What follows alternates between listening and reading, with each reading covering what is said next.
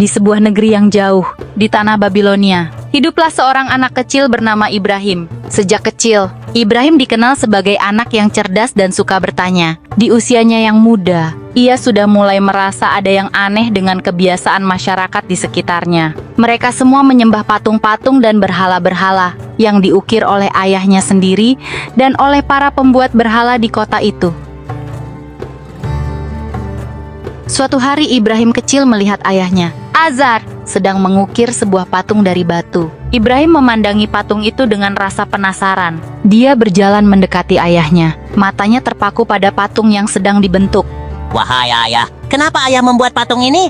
Azar tersenyum, bangga dengan karyanya.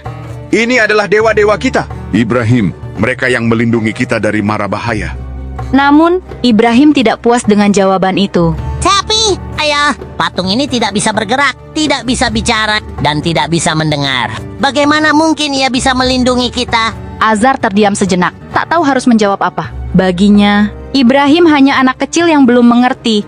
Tapi Ibrahim tidak menyerah begitu saja. Dia tahu ada sesuatu yang salah. Bagaimana mungkin orang-orang menyembah benda mati yang mereka buat sendiri? Dalam hatinya, Ibrahim merasa yakin bahwa Tuhan yang sebenarnya bukanlah patung-patung itu. Waktu berlalu, dan Ibrahim tumbuh menjadi seorang pemuda yang bijak. Ia terus mempertanyakan kepercayaan kaumnya, mencari kebenaran tentang siapa Tuhan yang sesungguhnya. Pada suatu malam, Ibrahim memutuskan untuk pergi ke puncak bukit, jauh dari keramaian kota, untuk merenungkan alam semesta. Ia menatap langit malam yang penuh dengan bintang-bintang. Apakah ini Tuhan? Gumamnya ketika melihat sebuah bintang yang sangat terang. Bintang ini begitu indah dan memancarkan cahaya di seluruh langit. Namun, seiring berjalannya malam, bintang itu perlahan meredup dan akhirnya lenyap di telan cahaya pagi. Ibrahim menggelengkan kepalanya. Tidak, Tuhan tidak mungkin lenyap. Dia harus selalu ada. Ketika matahari terbit dengan megah di ufuk timur, Ibrahim kembali berpikir. Mungkin ini Tuhan. Matahari sangat besar dan kuat. Ia menyinari seluruh bumi. Tapi, saat malam tiba kembali, matahari tenggelam di balik cakrawala. Dan sekali lagi, Ibrahim menyadari bahwa Tuhan yang sesungguhnya tidak mungkin hilang seperti itu. Dia tahu ada kekuatan yang lebih besar di balik semua ini. Suatu hari, Ibrahim berdiri di tengah-tengah kaumnya yang sedang berkumpul di sebuah kuil besar. Mereka beramai-ramai menyembah patung-patung yang berdiri megah di dalam kuil tersebut. Ibrahim merasa hatinya gelisah. Ia tidak bisa lagi diam melihat kaumnya terjebak dalam kebodohan. Wahai kaumku, kenapa kalian menyembah patung-patung ini? Mereka tidak bisa mendengar kalian, tidak bisa melihat kalian, dan tidak bisa menolong kalian. Apakah kalian tidak berpikir? Seru Ibrahim dengan lantang. Kaumnya terkejut mendengar keberanian Ibrahim. Salah seorang dari mereka berteriak, Ibrahim, apa yang kau bicarakan? Inilah dewa-dewa kita, dewa yang telah disembah oleh nenek moyang kita. Siapa kau yang berani meragukan mereka? Ibrahim menjawab dengan tegas. Patung-patung ini hanyalah benda mati yang kalian buat dengan tangan kalian sendiri. Tuhan yang sejati adalah pencipta langit dan bumi. Dia yang mengatur segalanya. Hanya kepadanya kita harus menyembah. Namun, kaumnya tidak mau mendengarkan. Mereka tetap keras kepala dan merasa bahwa ajaran nenek moyang mereka adalah yang benar. Ibrahim tahu, ia tidak akan bisa mengubah pikiran mereka hanya dengan kata-kata. Ia butuh sesuatu yang lebih besar untuk menyadarkan mereka. Pada suatu malam, ketika semua orang sedang tertidur, Ibrahim menyelinap masuk ke dalam kuil. Di sana, berdiri puluhan patung berhala, besar dan kecil. Dengan keyakinan yang kuat, Ibrahim mulai menghancurkan patung-patung itu satu persatu, dan hanya menyisakan satu patung terbesar. Esok paginya, orang-orang terkejut saat melihat kuil mereka hancur berantakan. Semua patung dewa-dewa mereka telah dihancurkan. Mereka segera mencari tahu siapa yang melakukannya. Dan tak lama kemudian, mereka mendengar bahwa Ibrahim adalah pelakunya. Ibrahim dibawa menghadap Raja Namrud, raja yang sangat berkuasa di negeri itu. Namrud sangat marah melihat berhala-berhala yang dihancurkan.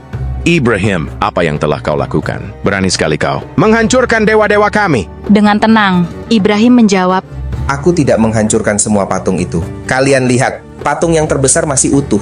Mungkin dialah yang menghancurkan patung-patung yang lebih kecil. Tanyakan saja padanya. Namrud marah besar. Kau tahu, patung itu tidak bisa bicara. Ibrahim tersenyum tipis. Kalau kalian sendiri tahu bahwa patung itu tidak bisa bicara atau berbuat apa-apa, mengapa kalian menyembahnya? Mendengar perkataan Ibrahim, banyak orang mulai ragu dengan keyakinan mereka. Tapi, Namrud tidak mau kalah. Ia memerintahkan agar Ibrahim dihukum dengan cara dibakar hidup-hidup. orang-orang mengumpulkan kayu bakar dalam jumlah yang sangat banyak.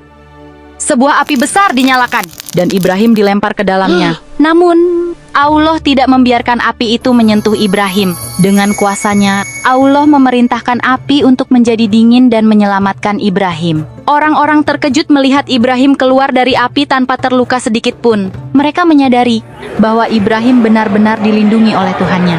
Ini pasti keajaiban. Ibrahim tidak terbakar. Tuhannya pasti sangat kuat. Seru mereka.